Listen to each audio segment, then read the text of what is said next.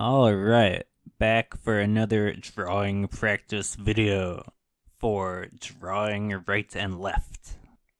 And right here, we'll be looking at star people. Now, these star people are shown in a book from the 1820s, and there are apparently two varieties of star people. One type is tall and thin, and the other type is short and wide. And here I'll be drawing one of each type. And from the same book from the 1820s, another thing that caught my eye are the potato creatures. But I'll probably end up looking at those in a future video. But yeah, wouldn't it be unusual, though, to live in the 1820s and have one of these star people or a potato creature come toward you? Actually, that reminds me. About a week ago, I was out walking in a park, kind of in the middle of nowhere.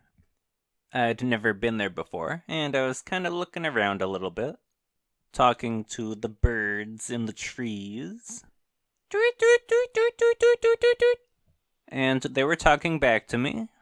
And then eventually, I look ahead, and about 100 feet in front of me, there was what looked to be a wild dog.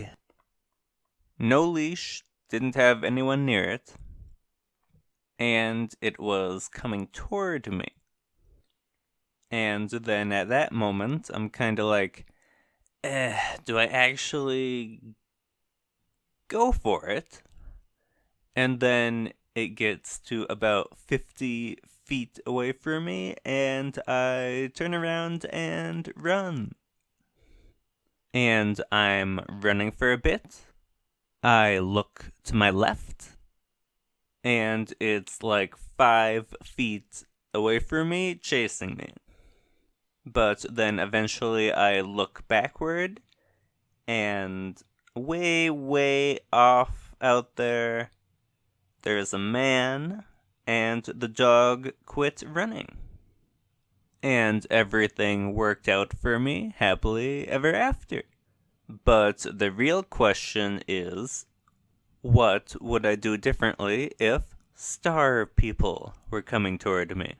Now, thankfully, we're not in the 1820s anymore, and we don't have to worry about star people. I'm sure they were a lot more common back then, doing whatever it is they do. But yeah, I've got another book from 1889, and that one's more plant-themed. I only looked at a few pages of that book, and I'm not really a plant expert. So a few of them in there could be imaginary. But I'm a big fan of the goofy-looking imaginary creatures. Which leads back to the drawing. I should probably talk a little bit about the drawing. Maybe, alright. But no, that's a little bit rude to call them creatures.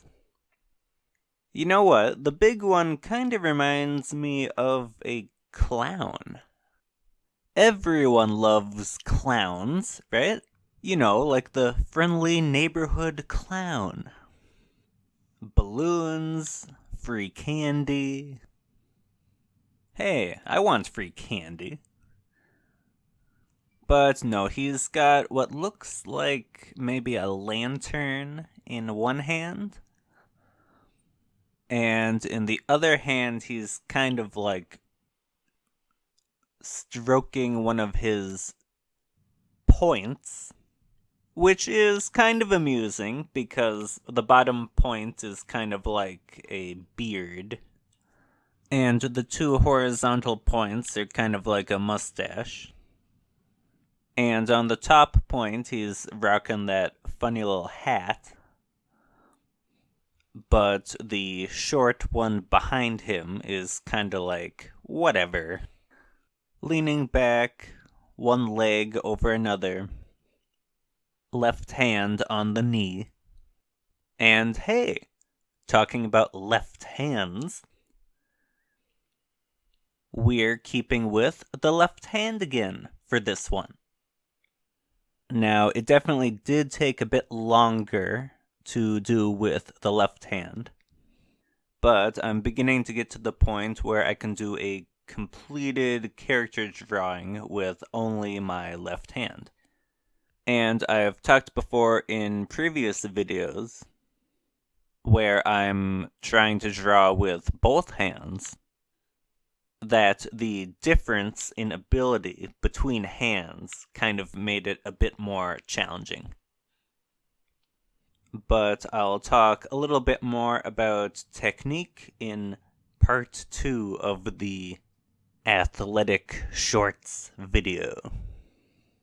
But I am happy with how the star people turned out. And I'm looking forward to doing one on the potato creature. I actually took a photo of the potato creature from the book and made that my new phone wallpaper. I don't know, it kinda makes me not want to have hash browns anymore, but we'll talk about that in the next video, which will probably be the potato creature. The delicious, delicious potato creature. For drawing right and left.